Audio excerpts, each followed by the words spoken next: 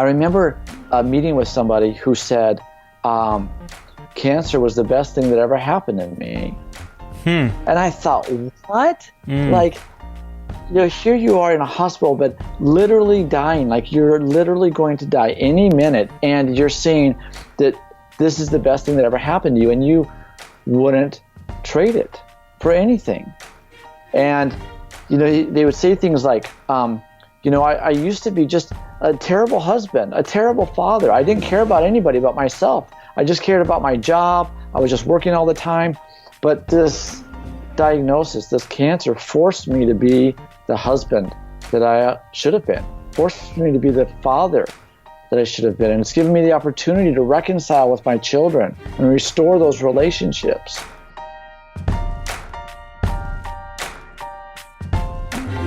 You're listening to Justice Matters with Tim Buxton, a podcast inspiring the fight for a world where everyone belongs. G'day. Today we're going to be talking about post-traumatic growth with clinical psychologist Carl Gaede. He is the founder of Tutapona, which is a non-profit with a vision to lead individuals that have been affected by war and conflict to emotional recovery. Now, we're going to learn in this episode about the ways that they have been doing that in places like Uganda and Iraq.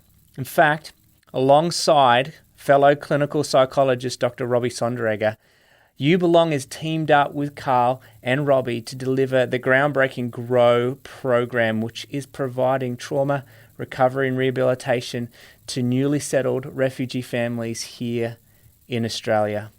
Carl and his remarkable family are an incredible example of living out their lives with compassion and courage to bring justice and healing to those that have been affected by war and trauma for so many years.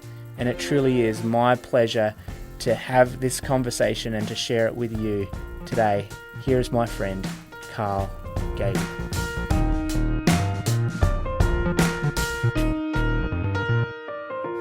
Well, Carl, long time no see. How's it going over there in Wisconsin? Yeah, it's going well. We are gearing up for winter. It's starting to get cold. We've already had some snow fly. You guys over there, you're getting ready for summer, I'm sure. But over here, it's starting to get cold. Yeah, man, it is so cold over there. I mean, it's where the Green Bay Packers play, and usually it's like snow and ice on the field, isn't it? It's a very cold part of the world in the winter, but you have beautiful summers too, which a lot of people don't realize. Hey. Yeah, that's right. We've had a beautiful fall. I mean, even just like we had snow, it got cold, but then it warmed up really nice. I was in shorts and a t-shirt yesterday. So it's been really nice, but today got really cold again, and we're starting to gear up for winter. It's nice to talk about the weather, isn't it? After all the other discussions, and you're in the heart of, I mean, how is America going right now? I mean, you guys are right in the middle of it. How are you feeling personally, man, about all that's going on with the elections and what's going on in your heart and mind, man? I'd love to hear your thoughts. Yeah, I think I would just sum it up by saying I'm just really sad in a lot of ways for not just the state of our nation, but the state of the world with, of course, the elections. This is a really divisive time. The elections were difficult, and, people were just fighting about stuff. But even before the elections, just so many things going on with racial injustices, and just our hearts are breaking for our brothers and sisters that just don't have it as good as I have it. And so and our hearts are really breaking for the sins of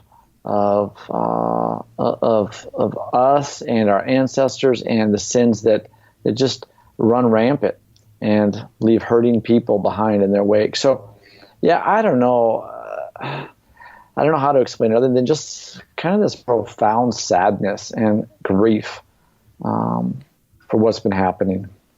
And Thanks for sharing that. I think that's, obviously there's just a lot going on for people, whether it be COVID and the way that's impacted their health and the health of loved ones, or their, jobs and financial situation. You're right, there's this sense of so much pain and division in the world, and I think sadness, that is a really really apt word for this moment. Yeah, and you're certainly one that knows how to carry that grief and that sadness, and to help others to carry that well.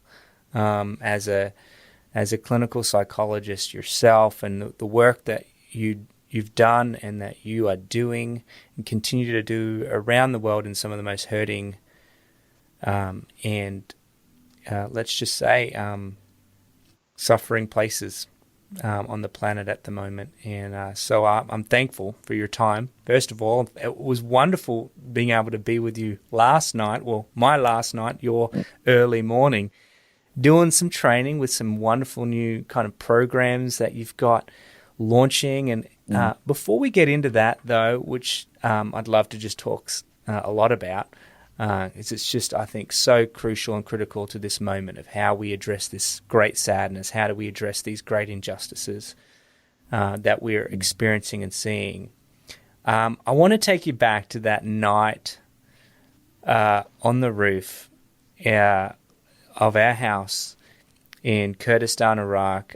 We must have just met that day, and we were sitting up there with our mutual friend Robbie Sonderegger, and we were just on the roof chatting and talking and just dreaming about what the future might hold in the midst of ISIS and in the midst of craziness that was happening all around us. What comes to mind when you think about that night, Carl? Yeah, that was an exciting time. That was my first time to the Middle East at all, and then my first time to Iraq. So just learning and seeing it all and just taking it all in. And I remember being really struck by this feeling of when you're there in a place like Iraq, you just feel how ancient it is. You can just feel these sacred lands, this land that people have been walking on for thousands of years. And I found it incredible just being there and meeting the people.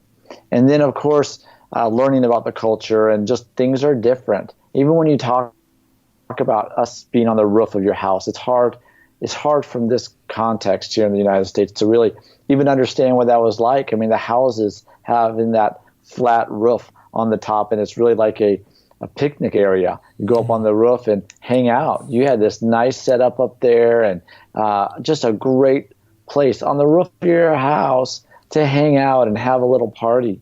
And I remember being with you up there and your family and Robbie and sitting on the ledge of that house and leaning over, and you feel the warm air, the warm kind of Middle Eastern air, and then looking out on this really sacred land and this place that has had so much pain and has so much joy for hundreds of years.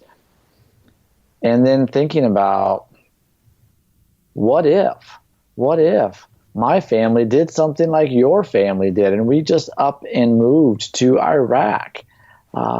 And Robbie asked me at that point, and I hadn't thought about it at that point because my whole heart had been Africa. I had really just thought up until that point, really, it was all about Africa. And we longed to see people healed and people transformed. But really, my mind had just been on Africa. So then Robbie asked me, could you ever see yourself here? And I remember just looking around and seeing how your family lived and how you guys were doing. And you were doing so well and had a great ministry. You guys were impacting lives. And I thought, I had never thought about it before, but I could see it, I guess. If God called me here, we could do it. We could be here. But Iraq is one of those places that it sure is different than people think. And when even to this day, when I come back now and I tell people what it was like there in Iraq and how I loved it, how my family loved it. My daughters just loved being there and living in Iraq. People will say, man, I never would have thought Iraq was like that. It's just from what you see on the news and what you hear in different reports, the images that you conjure up in your mind, it's far from the reality. And it was such a beautiful place, such a warm, lovely, hospitable place. Our family loved being there. And then being so close to the front lines with ISIS and so close to the refugee camps and the IDP camps where we were working, it was incredible to be, that close. To just a few minutes, we could be in the camps working with people and hanging out in their tents with them, drinking tea and just being with them. That was incredible. Whereas in Africa, most of the refugee camps we worked at were hours away, and it took quite a while to get there. So it just felt really good to be much more in the action there in Iraq. You mentioned something about the landscape and the mountains and this sacred land, but also this land that even within itself carries the trauma. And you and I kind of have a shared passion of adventure sports, and I know you love rock climbing and mountain climbing, and I had the opportunity to climb some of the highest mountains there, and we just had lots of fun together. But as you walk on those mountains, every now and then you'll see a sign that say, there's landmines in this area. And you discover quickly, the locals will tell you that there are anywhere between 5 to sometimes 15, the numbers seem to change, but 5 to 15 million undocumented landmines scattered throughout these mountains. In the wars between Iran and Iraq, we lived right on the border, both you and I. Our homes were fairly close to those borders, and with Turkey as well. And you're reminded of the blood spilt and the fighting and the pain, and these mountains that are at one point a refuge also are a place of complete destruction and suffering and pain. And you realize that the land carries that trauma, and the people generationally carry that trauma. And you talked about your work, and you touched on it just now briefly, in Africa, in particular Uganda, and then you came to Iraq to really address that acute crisis that was happening, in particular with ISIS and the Syrian conflict in general that had been going on for almost a decade, or 6 years before that. Can we kind of rewind your journey a little bit? I mean, what takes you from, I understand it, kind of a family-run clinical psychologist to taking your family to Africa and founding Tutapona? Tell me, I'd love to hear that story. If you could do that in 5 or 10 minutes. I know that's the really hard thing to do, is to kind of give you that time frame. But if you can just kind of give us that little journey that you took on, be great. Yeah. Like you mentioned, my wife and I, Julie, we didn't set out to start an organization. We had no plans of starting an organization. We had studied social work because we did want to help people. We wanted to be in a profession where what we did mattered. We didn't want to just get a job and make money. We wanted to be involved in helping people. So we both studied social work, got our master's degree. We had various jobs in all different kinds of settings, and our work just kind of became more and more clinical. And we were licensed psychotherapists. Eventually, we opened a private practice doing individual and marriage and family therapy. I also worked at an outpatient clinic for a full-time job, and so I had a really good pay, good benefits. We had a nice house, 2 nice cars, 2 beautiful daughters, and life was good. Sounds We were pretty living good, the man. That American sounds dream. like the American dream right there. Yeah. Yeah, life was good. We had we were involved in a good church, and at this point, Julie was staying at home with our two young daughters. So I was 2 minutes away from home. I could come home for lunch every day, hang out with my beautiful family, go back to work. It was really good. But then we heard about this situation in northern Iraq, and we heard about this. It Do you mean felt northern like Uganda? something inside of us broke. I'm sorry, I mean northern Uganda. Yeah, you're right. Northern Uganda.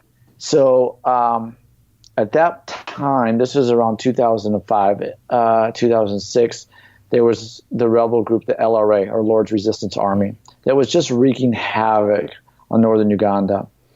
And they were doing things that were inconceivable to me at the time.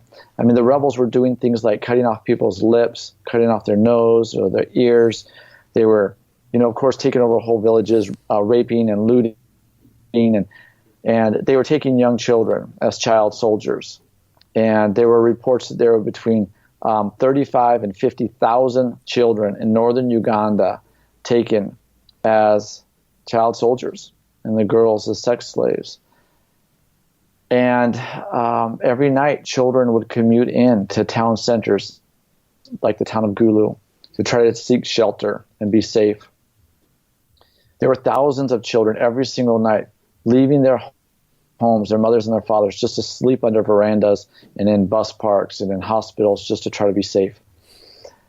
And the Acholi people in northern Uganda were caught in the middle of this.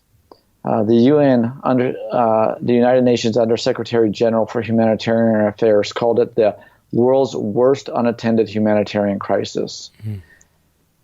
When Julie and I heard about this, like I said, it just felt like something broke inside of us. It felt like, how can we not do something? We have to do something. Now that we know, we can't just bury our heads in the sand and pretend that we didn't hear about this. So I wanted to make a trip there and see for myself what was going on, what the situation was like. 90% of the population, or 2.1 million people, were living in IDP camps, internally displaced people camps. So I finally found somebody that was going there, and I made a trip at the end of 2006. And I went to these IDP camps, and I saw what was happening. And the UN was there, and there was food distribution, and there was clothing and housing, but there was nobody addressing the emotional effects of their experiences.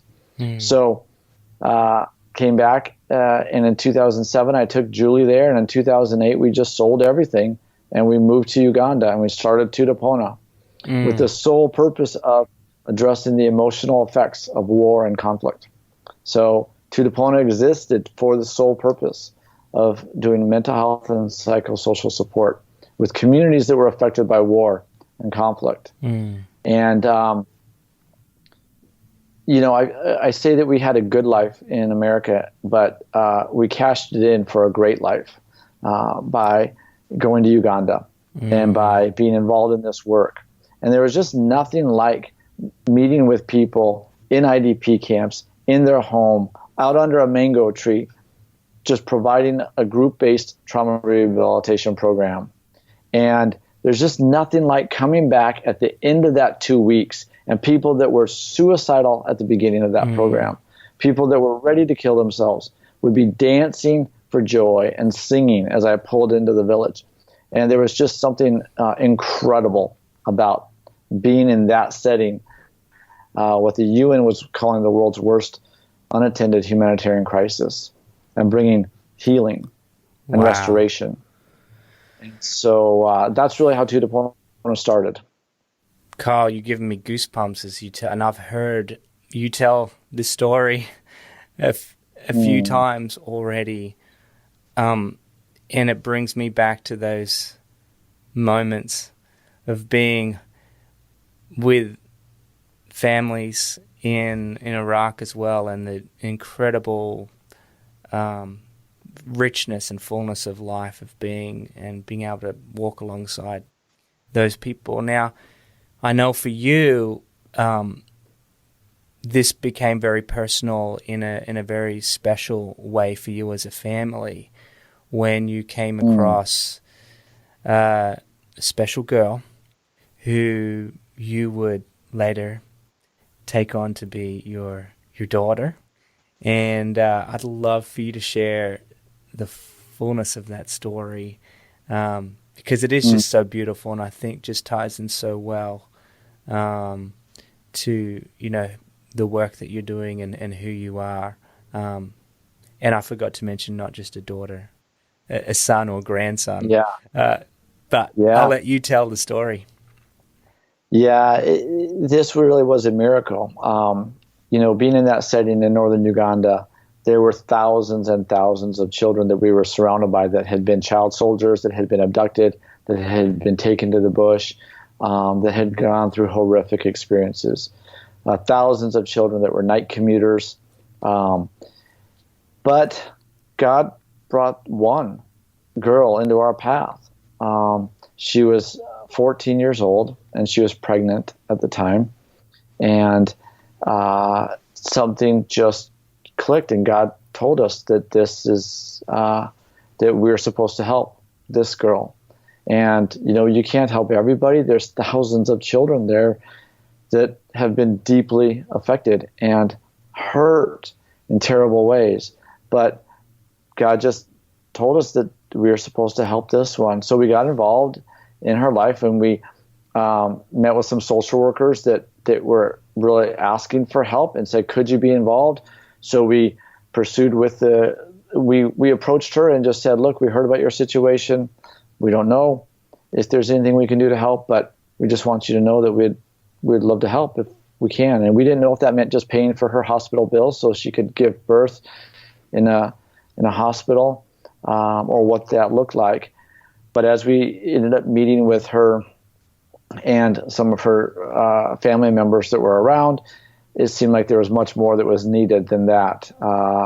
She had been raped and by a 21-year-old when she was 14, and her uncle that she was living with was physically abusive. And when we showed up at her mud hut, we literally had to drive. There's one person who knew where she was, and so he drove us, and we drove down a dirt road and turned off for miles and turned off that to a little dirt path, a footpath really. We drove down that with our car as far as we could drive until we couldn't go anymore, got out and walked a bit further, and she was literally there barefoot and pregnant and cooking out over a fire on a big pot, trying to care for 9 children that her auntie had that she was responsible to care for. And anyway, we met with the government, and they said, you can foster her, and so take her to Kampala. And so we did, and she lived with us. We pursued guardianship. We got legal guardianship. She came to our family when she was pregnant, and she gave birth 6 weeks later to a beautiful boy. Elijah is his name. Mm-hmm. And there were so many miracles in this story along. I can't share them all, but a couple of quick ones. Uganda has a law that you can't adopt unless you fostered them for 3 years. You've had physical custody of the child for 3 years. So we said, well, okay, we'll do that. She'll be 17 at the time, but we'll do that. We'll abide by the laws of Uganda. Well, we went to the U.S. Embassy at one point to try to get her a visa to travel home with us to America one summer, and they denied it. But we were talking to the consular, and she told us, by the way, you realize that the U.S. will never recognize your adoption unless it's finalized before her 16th birthday. So I didn't realize that, and so I left there right away and called an attorney and said, is there any way? This was 6 days before her 16th birthday. My. Wow. And there was no way that this would happen. There's no way. It wasn't even possible for that to happen. But it did. The day before her 16th birthday, the Uganda courts finalized adoption, and then that was recognized.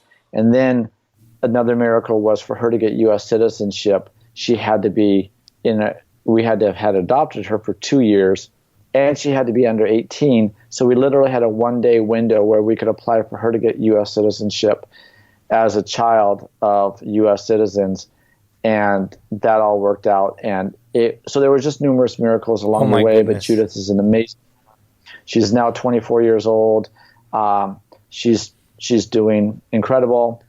She's living here in the U.S. with us, and her son Elijah is, technically my grandson, but really he's my son. Yeah. I'm the only father he's really ever known, and he calls me dad. I coach his little soccer teams, and I coach his basketball team, and we hang out all the time.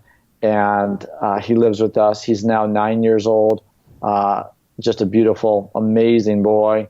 And both Judith and Elijah have been a huge blessing to our family. Oh man, when I got the chance to visit you guys, gosh, when was that?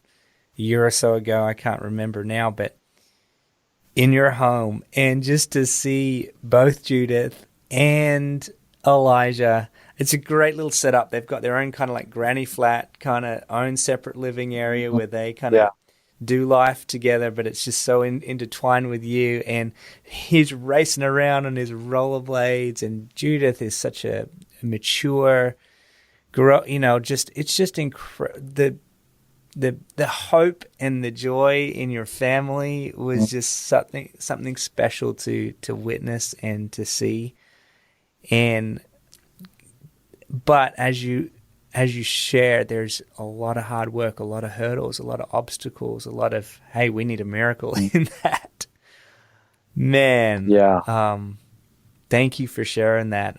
Thank Judith too, and Elijah. I know that's a gift to be able to be willing for that story to be shared to others and to our listeners. Yeah. Yeah, and I tend to forget even sometimes all that Judith has gone through. I mean, she's doing incredibly well, and but I forget all that she's gone through sometimes. Yeah. Being shot at by the rebels, being chased by the rebels, having to sleep out overnight in the bush, hiding out as the rebels are approaching, being in an orphanage, sleeping in night community centers, being homeless, living on the streets. I mean, just all that she's gone through, it's unbelievable, but she's doing incredibly well. It's just amazing to see how she's grown and matured. Oh, man. It does. And just, when you just talked, I had this picture of her just, squatting barefoot on the ground, trying to cook dinner for 9 other children that are in her care at such a young, tender age.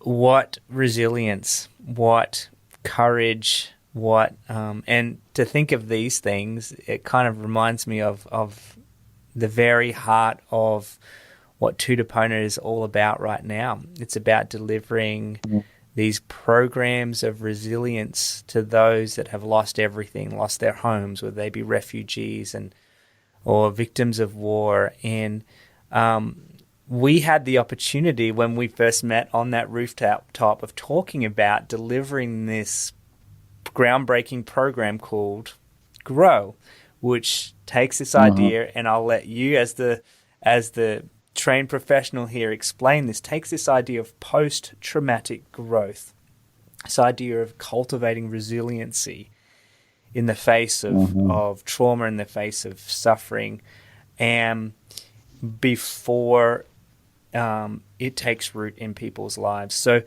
one, maybe you could introduce this program Grow, and you've kind of got a new I don't know if you can or want to talk about a program for children as well, Heroes, that really harnesses this idea of post-traumatic growth, and maybe give us a bit of a scientific and psychological breakdown of what that is too. That'd be great. Yeah, well, man, Tim, you did a good job. I should leave it to you to explain it. But yeah, it's really that idea that, when trauma affects us, when we're impacted by significantly stressful events, negative events, oftentimes we get knocked backwards. And so with that, there develops a lot of times these negative symptoms, things like nightmares, night terrors, flashbacks, anxiety, depression. And so oftentimes what we try to do is then alleviate the symptoms of that trauma. Try to help people sleep better at night. Try to help them not have nightmares, reduce anxiety, things like that. But that's I don't want to say it's hopeless, but that's not very encouraging to try to just, if all you're doing in life is trying to stop the negative things from happening. But instead, this idea of post-traumatic growth is actually saying that, yes, these events are terrible, they're awful, they're horrible events that we would never wish on anybody. But if they could be used as a catalyst for growth in the person's life, we can take something awful and see how really good things can come out of that. This idea started, I first kind of heard about this idea years ago when I was in graduate school. I was living and working on the East Coast, going to graduate school, and I was doing work at Yale New Haven Hospital. And I was working in the oncology ward with patients that were dying from terminal illnesses, cancer, AIDS. And so my job was to do individual and family counseling for them and their family members around grief and end-of-life issues. And I remember meeting with somebody who said, cancer was the best thing that ever happened to me. And I thought, what? Like, here you are in a hospital, but literally dying, like you're literally going to die any minute, and you're saying that this is the best thing that ever happened to you, and you wouldn't trade it for anything. And, they would say things like, I used to be just a terrible husband, a terrible father. I didn't care about anybody but myself. I just cared about my job. I was just working all the time. But this diagnosis, this cancer, forced me to be the husband that I should have been, forced me to be the father that I should have been. And it's given me the opportunity to reconcile with my children and restore those relationships.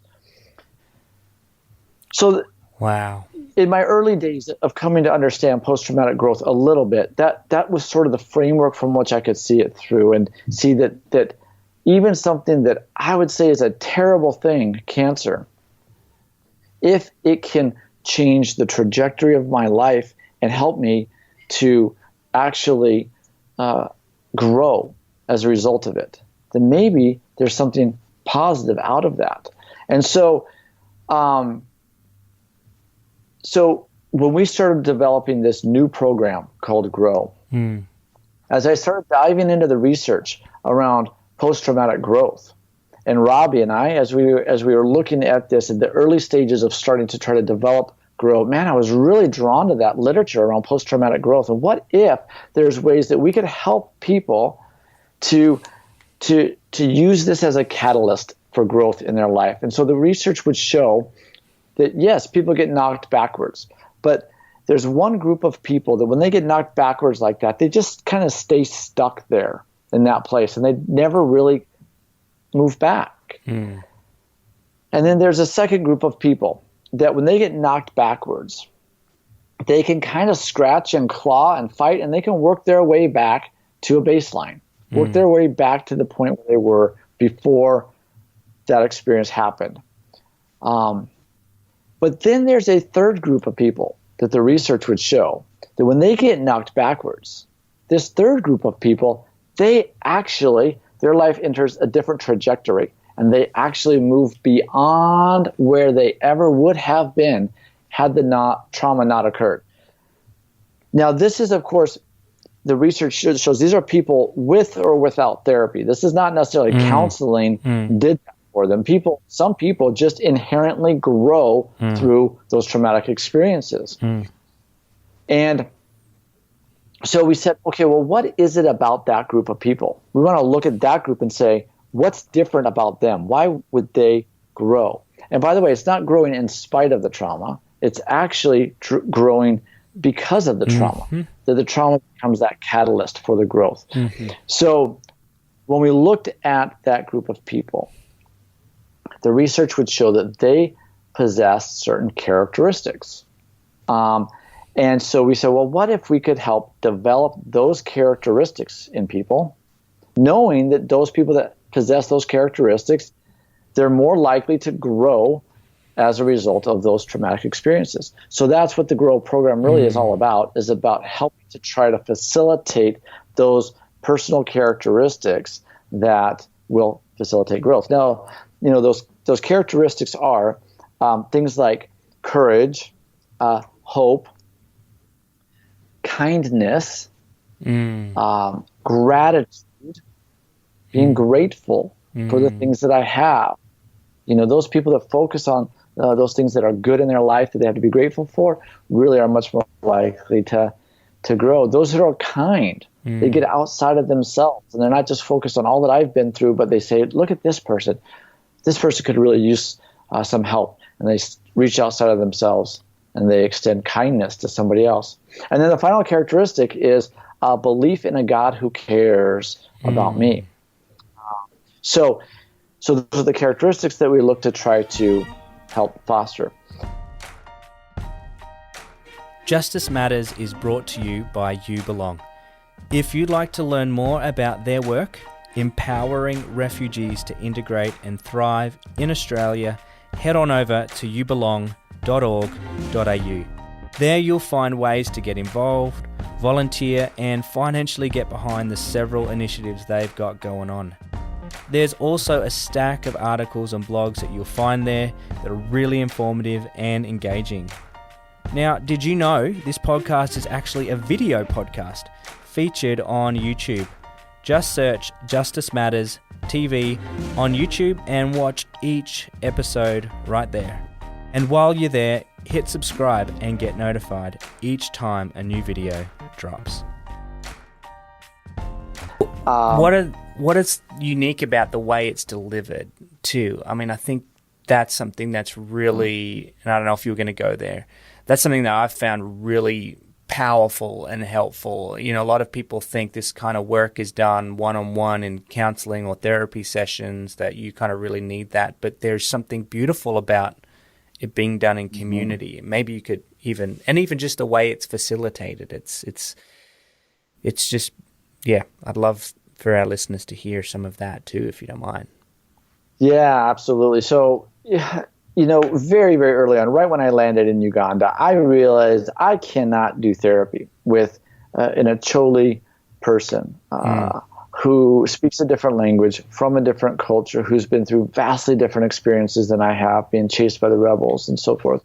And so really the best thing that I can do is to help train and equip a team of local leaders who could facilitate the language and the program in their own language, in their own culture, with their own people. And so that's what we set off to do, was to train and equip a local team of staff, and then provide ongoing supervision and staff development for them, and just empower them to really do this program. And it's a group-based program, so there's something really beautiful about coming together as a group, because we all need one another.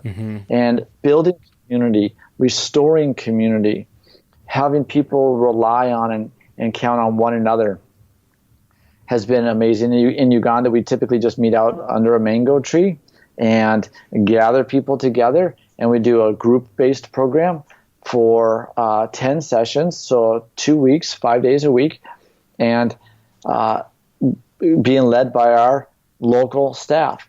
And our local staff often aren't even professional counselors. Oftentimes we think, a master's degree to be able to do this. Well, I went to Uganda thinking, look, if I can train people up to do a program like this, they just need to be teachable. They need to be ready to learn, and they need to be willing to just care for those people that are around them and part of this group. And so it's worked out extremely well, just training up lay facilitators, but they become very skilled at doing a program like this and being able to work the group dynamics.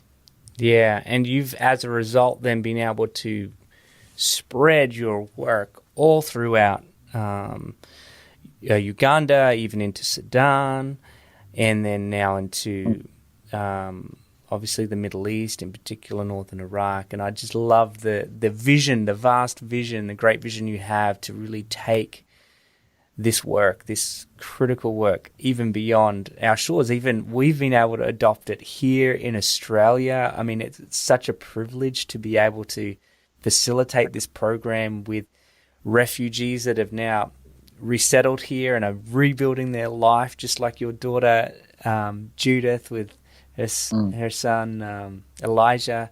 They're rebuilding their life and they're getting the tools that they need to keep looking forward. I know you've got plans to even deliver it throughout America. Like you said, there's no place, I don't think, on this planet where the value and the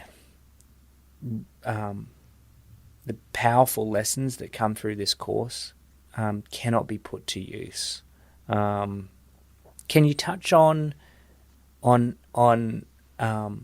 this new venture we've got, which was why I was on a call with you last night, that's really wanting to take it to children as well, to really kind of realize, hey, look, let's not wait till kids are adults, and a lot of this stuff is really set in their life and experience. And can you talk about the hero's journey? Yeah, that's right. I'm super excited about this children's program now. So for a long time, I was nervous about doing a children's program. I didn't feel like I was a child therapist. I've gone through trainings on doing therapy with children and on play therapy, but I never felt like I was specifically a child therapist. And so I was hesitant to jump into that. So for years, we were asked to try to look at doing a program specifically for children. And for years, children were trying to get into our adult programs, especially in Uganda. They would kind of sneak in, and finally it just got to a point where we said, look, yeah, we've got to do this, especially Uganda being one of the youngest countries on the planet, with 50% of the population being under 15 years old. Oh my goodness. 75% of the population is under 25. Wow. So, and the children have grown up knowing nothing except war and conflict. Many of the refugees that we were working with in the camps had been there their entire life, the children, and they'd never known any different. So we realized, look, it's time. We've got to do this. So we worked and we developed this Hero's Journey children's curriculum, really out of the same post-traumatic growth literature, using cognitive behavioral therapy as well. And I'm really excited about this because when we can change that trajectory of a person's life when they're so young, and even if you change it just a little bit over the course of 10 years, 20 years, man, that child is now in a completely different place than they otherwise would have been. And giving them the tools and the resources to really be able to address those experiences when they happen, build up that resiliency. So, and then like you said, Tim, this idea of being able to be in multiple places, man, God just showed me early on that this is not about me. Like, this cannot be about me, and it shouldn't be about me. And so the earlier on that I could just let go of all of that, and then it frees me to empower other folks and train and equip them to do the work, because it's never been about me to begin with. This is all about how can we take this to as many people as possible. Now, I wish that I would be out of a job someday. If there were no more war or conflicts on the planet and I was out of a job, I would be the happiest man alive. But I just don't see that happening. There is no shortage of need for people to receive emotional healing for the wounds that they've incurred through violence. So, I just want to look at how can we get it to more people in more places around the world. As we talk, even now, I think there's just so much excitement in me that's like, man, yes, let's do this, Carl. We can do it. And I've just so valued the ways that we've been able to partner and work together to achieve some of that in the Middle East and here in Australia. And but even as we talk, and there's this like passion and excitement, there's also this kind of stark realization that it's a lot of hard work, and you're co-founders of this organization. You're trying to raise the support yourself to be able to do this. There's no kind of bottomless cash pit that just enables you to do whatever you feel, and you feel like there's just no end to the need. If only there were resources to do that. And I think of some of the people that might be listening and thinking, yes, I want to help, I want to serve, I want to get into this. And even myself with the work that we're trying to do here, there can be some discouraging moments of thinking, man, I've got all this vision, I want to be able to do this, but somehow it just seems like pushing a cart uphill. Can you kind of talk into getting real a bit, I guess, here, and talk into some of those experiences? And I don't want to kind of shift the mood too much because I'm loving ultimately I'm with you. I'm like, I want to get off this call and get back on the phone and dream up some plans, but maybe talking to some of the real discouraging low moments and maybe what got you through them. Yeah, I mean, yeah, talking about money is always a buzzkill. It's always just really discouraging. But it does feel like pushing a cart uphill. But those exciting times they do come. And it's always when somebody gives, right when we needed it. Like there's been numerous times where we are just about out of money. We just about need to lay people off. And somebody comes through, a donor, and saves us. And it's stressful for me living on that edge where I'm teetering on the point of having to close shop. I don't like that. It's super uncomfortable for me. I don't live my life like that in my personal life. What do you do when you feel that? What do you do when that thought comes through your mind? I mean, that's almost like the worst. So, I mean, for me personally, thinking, oh, this might be the end of everything we've poured our lives into, and we know this is what this world leads right now, but somehow it looks like it's coming to an end. What is that like? Yeah. Well, for me, Tim, our faith is extremely important to us. And so this work is from the very beginning, it's all been God's work. Yeah. And he's got the resources. So I just know he's going to come through. I just know God's going to come through. But it is stressful for me. And maybe I don't have enough faith. Maybe there's a faith issue. And I just need to have more faith, and I wouldn't get stressed about it. But I still manage to find myself getting really stressed at times. But in my heart, I know that God's going to come through and he's going to provide. And if he doesn't, it's his work anyways. It's not mine. And so if he wants it to close down, we'll close down, and I'll go do something else. That's not a problem. But I do feel ownership of it. I do feel like this is our baby, Tutapona, that we've nurtured, that we've developed, we've grown, and have poured into. But on the other hand, I do hold it loosely that this is God's, and I would love to see him use it for his glory, however, wherever he wants. And so we're trusting in him to provide the resources for that. But it does get difficult. What we're trying to do now is have some of these, what we call stones of remembrance, like these times where people have come through. I've got to just start writing them down. We've got to document them, because there's been numerous times where we are on the brink of collapse and somebody comes through. God provides. And so going back and remembering those, looking at those times, that's really an encouragement. Now, not only do we not have money to do it, but usually this is when God calls us to expand. Like we don't even have the money to do what we're currently doing. We don't know where it's going to come from. And now, God, you're saying expand to this place. Like, so when we do, and then God shows up and God provides, you know that it was all God. You know it was a miracle.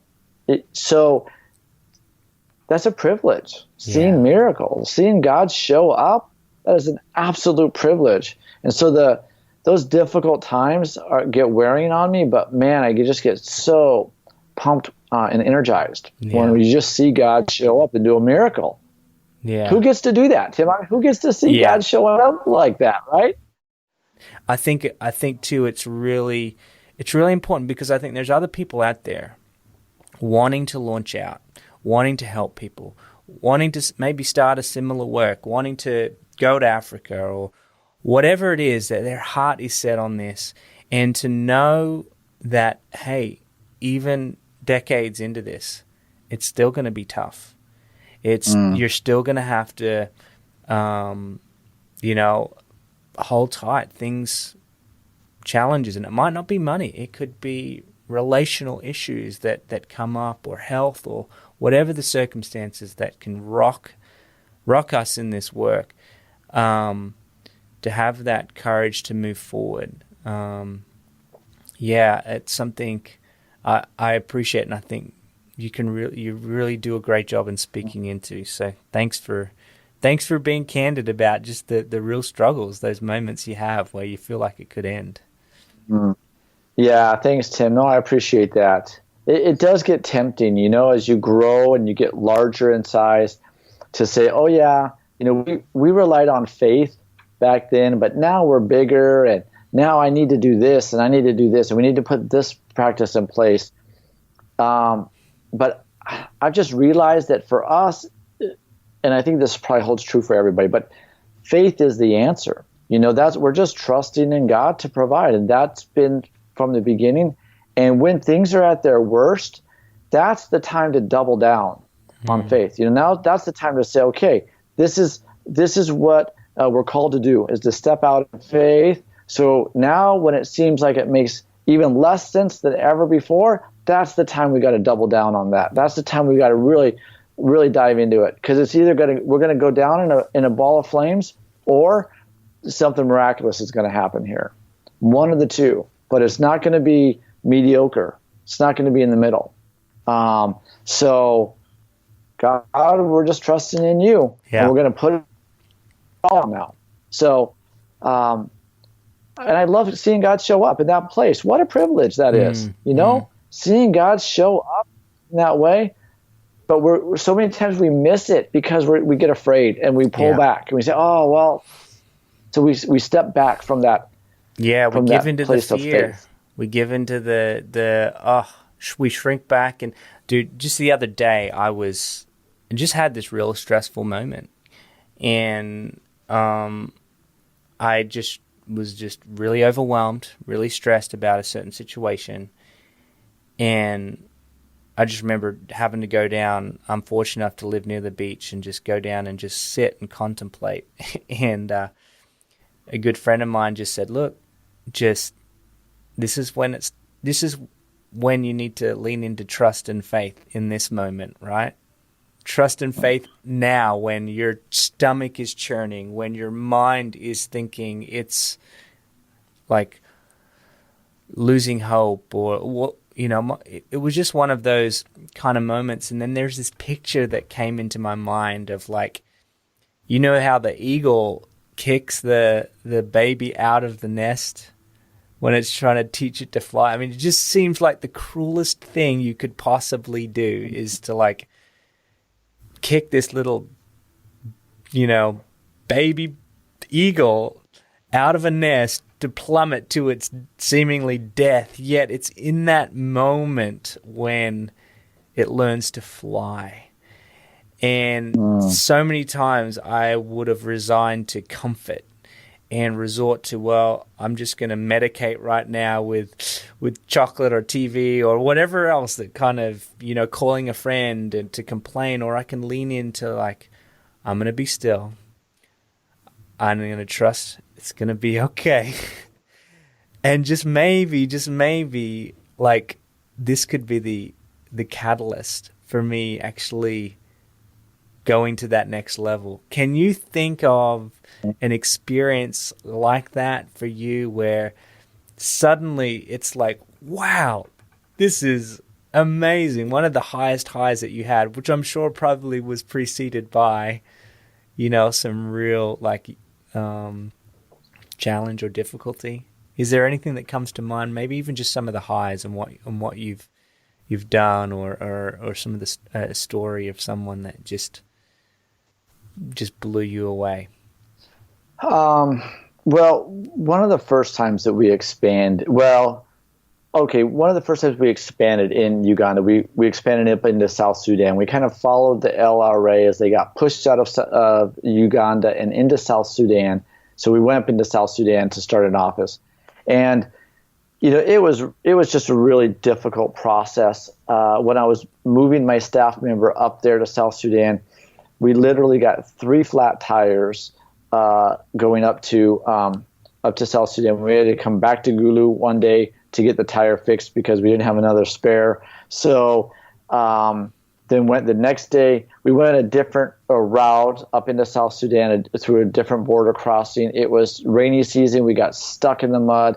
And this remote border, the guard was, trying to shake us down for more money, didn't let us pass. And, it's all kinds of stuff. We ended up getting stuck in the mud numerous times on the way up there.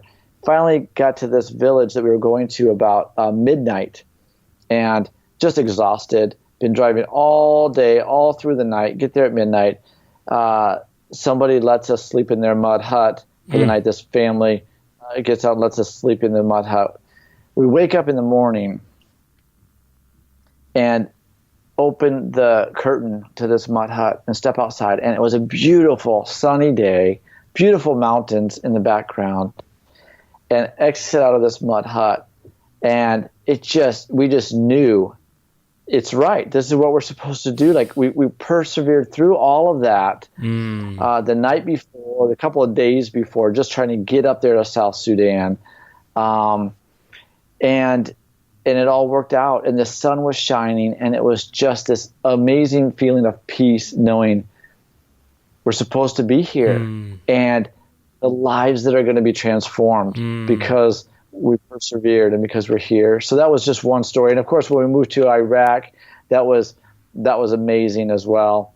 When we expanded in Uganda to Adjumani refugee settlement, when this wave of South Sudanese refugees started coming down in 2014, we did not have the money to go up there, but we knew this was the biggest refugee crisis on the planet right now at this point. We have to do something, and we didn't have the money to do what we were currently doing. We were way behind on budget, but we went ahead and expanded up into Adjumani and had a real hard time with various issues up there and with vehicles breaking down and office and stuff. But then it all worked out, and we got the money, and that ended up being an incredible office for us. Wow. And then of course moving to Iraq, my kids loved Uganda. We spent 8 years in Uganda. My daughters, one of them has spent half her life there. The other one spent 2/3 of her life in Uganda. We had a community. We had friends. We had our life was there. But then we sold everything in Uganda and moved to Iraq. And I went there a month before my family to get us situated with a house and a car and stuff.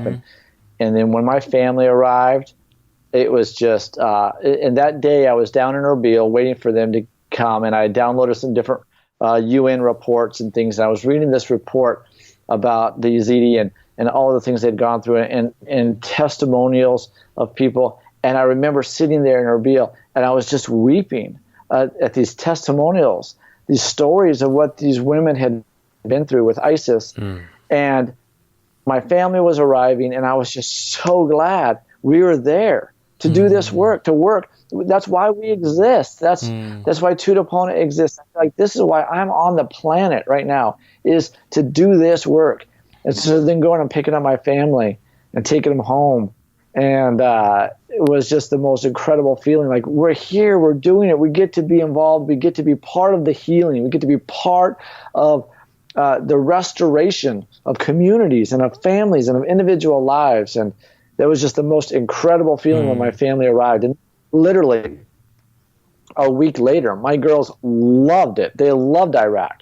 They said, we would pick if we could pick be in Uganda or here, I think we would pick here. Wow. And they had loved that was their home. So that was an incredible experience that my family was so happy.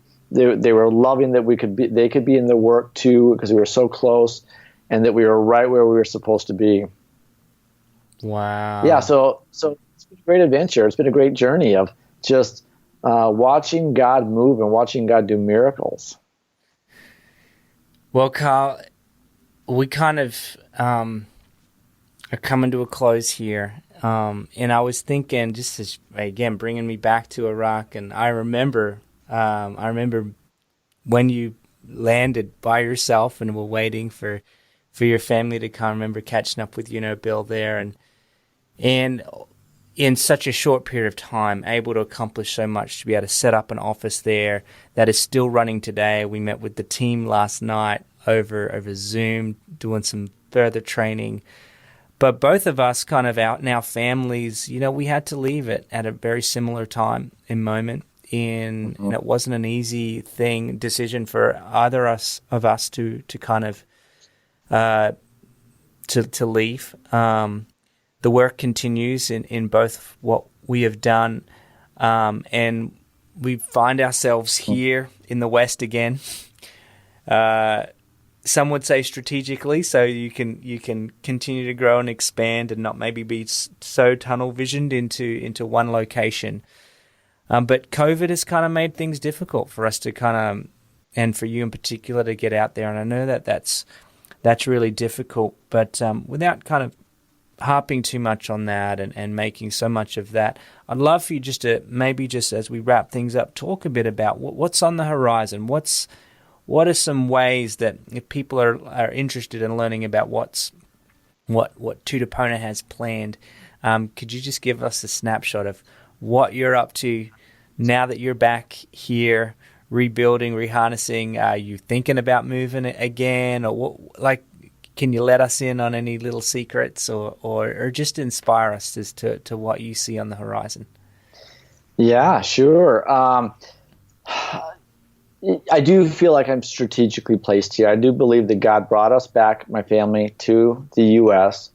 As the CEO of the organization, it's just difficult to oversee all of the work when I'm running a country office in one location. So even though my family hated it when we moved back, we hated it. And I felt like I was, throwing a temper tantrum like a spoiled little child, saying, God, why? I want to be in Iraq. But I can see now that this is probably a good place for us to be. Some of I want to expand anywhere there's a need. I would go anywhere that there's a need. I would love to see us expand in the Middle East. I think there's a lot of areas going on there. I would love to see us in places like Afghanistan or Pakistan, places where they maybe don't have the best view of Americans. They maybe aren't used to Americans coming and providing help or peaceful solutions. I would love to go places like that. I would love to be in Greece, where refugees are just getting off the boats on a place like Lesbos. We've talked about South America with some of the conflicts that are going on there at the border of Venezuela and Colombia. Mm-hmm. Venezuelans are fleeing and into Colombia. Is there a way that we could provide relief there? We do have some work going on here in the United States. We opened an office in the Twin Cities of Minneapolis, St. Paul, to try to work with refugees and immigrants that have come here. We would love to expand that and do more. Just last Sunday, a week ago, I was in another part of Wisconsin, 4 hours away. I was contacted by a man who was resettled in that part of Wisconsin, 4 hours from me. He was a refugee from Congo, and he was in Nakivale refugee settlement in Uganda and went through Tutapona's programs. Wow. So he contacted me here in the U.S., asked me to go over there. He said, we have a ton of refugees here in Appleton, Wisconsin, a lot of Congolese refugees, Somali refugees. And so could we do a program of Tutapona over there? So we're looking at potentially other places in the U.S. as well where there might be needs. But really our heart is to be overseas and operating in places where refugees have fled from war or conflict, and see how can we just be a light there, and how can we bring his love and his healing into those places. Oh, man. Well, I'm hoping we can continue to be a part of that too, Carl. We are working together here, and was a privilege to have you. And I think Grace came with you and Julie when you came out that time. You've had a big year too in your, with your daughter Emma getting married, and there's just lots going on, and I can see just the goodness of God on your life as you've had this season back in the States. And I'm looking forward to just watching it grow, watching it expand, and hopefully getting in on the action with you, mate. It's just going to be, it's exciting. It really is.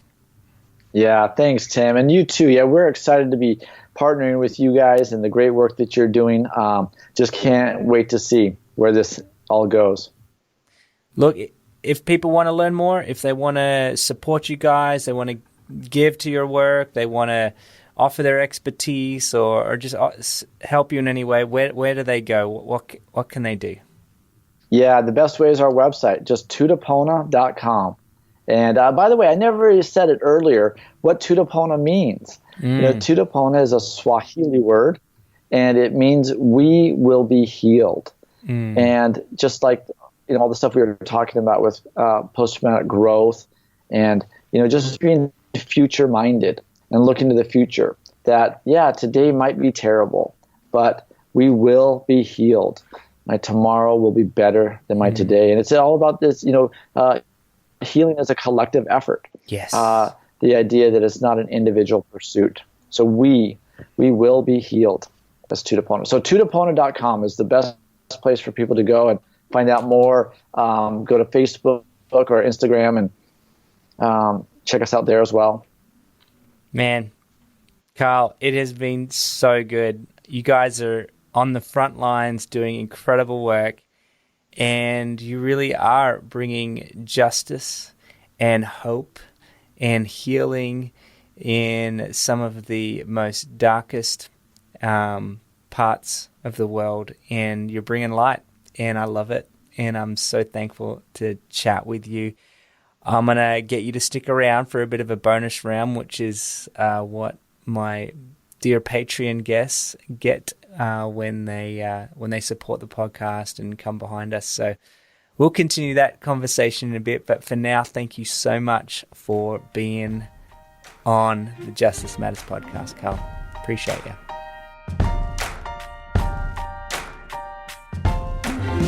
Well, I hope you enjoyed my interview with Carl Gaede. If you want to learn more about the work of Tutapona, head on over to their website. It's tutapona.com. And of course, as always, if you want to hear the rest of my conversation with Carl, become a patron. All you have to do is head on over to patreon.com/Justice Matters. You pay $5 a month to support the podcast, to help us keep pumping out these videos and sharing these conversations. And you automatically get access to these bonus content interviews that I have with all of my guests, behind the scenes extras. You can interact with me as well as the podcast, just that little bit more. So head on over to patreon.com/Justice Matters just to do that. You can even support us for as little as $1 a month. Now, I also want to say a special thank you to everyone that sponsored the You Belong Dive to Thrive that we just participated in this weekend. And oh my goodness, we're so thankful for the support. Jumping out of a plane was a first and an incredible experience. Now, for the formalities of the show, I'd like to say special mention thanks to music artist John Art and David Gungle, also known as The Brilliance, for the music track that we use on the show. Go check them out, The Brilliance, wherever you find good music. I'm sure you'll find their work. And of course, my mate Jose Biotto, a special shout out to you, mate, for your audio-visual expertise in producing the show. And lastly, if you're enjoying the show, the podcast, would you consider rating it?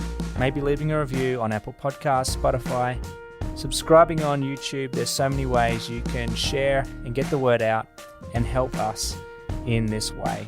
Thank you so much. Please join me again soon For another episode of Justice Matters, I am your host, Tim Buxton. Thanks for listening.